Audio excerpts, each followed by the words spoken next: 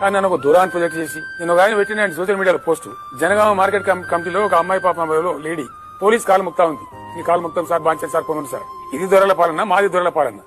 దర్జాగా కాలు మీద కాలేసుకొని రైతు నడిమింట వండుకొని ఆయన పొలం బారింది దొరల పాలన అండి. దేశంలో ప్రపంచంలో ఎక్కడ లేనటువంటి దళిత బంధు తెచ్చి 10 లక్షల రూపాయలు కూడా ఇచ్చినారండి. ఏ ముఖ్యమంత్రిని ఏ రాష్ట్రమని ఇచ్చిందా? ఏ ప్రధానమంత్రిని ఇచ్చిండా?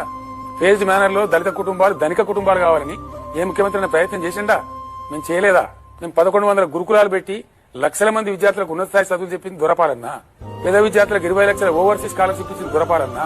వృద్ధులకు 2200 పెన్షన్ 2000 చేసిన దొరపాలన్నా? అన్నార్థులను ఆదుకున్న దొరపాలన్నా? ఒక సిస్టమేటిక్ గా క్రమ పద్ధతిలో కొత్తగా వింత పాతక రోత అనే ప్రజలను బుద్ధి కొట్టించడానికి ఒక విష ప్రచారం చేసి అడ్డగోలు హామీలిచ్చి మీరు గెలిచినరే తప్ప మాది ఆ దొరపాలన. అడుగడుగున మా దగ్గర మానవీయ కోణం ఉంటుంది. కేసీఆర్ కిట్ ఎవడని ఆలోచించినాడండి? ప్రసూతి అయిన ఆడబిడ్డలకు 13,000 ఇచ్చినాడండి? విన్నామా? ఎప్పుడన్నా ఈ చరిత్రలో విన్నామా? న్యూట్రిషన్ కిట్ గర్భిణులకు ఇచ్చిన చూసినామా? గర్భవతులను తీసుకెళ్లి ఫ్రీగా బస్సులో తీసుకెళ్లి ప్రసవం చేయించి మళ్ళీ బ్యాక్ వాళ్ళ ఇంట్లో ఫ్రీగా బస్సులో వదిలిపెట్టి మందులను ఇచ్చిన ప్రభుత్వాన్ని చూసినామా? బస్తీ దవాఖానాలు పెట్టిన గవర్నమెంట్ చూసినామా? ఇవన్నీ సేవలు మేము అందించిన మీరు దొరపాలన ఎట్లయితండి? ఇది అర్థమైపోయింది. 6 నెలల్లో రియలైజ్ అయిపోయింది ప్రజలు.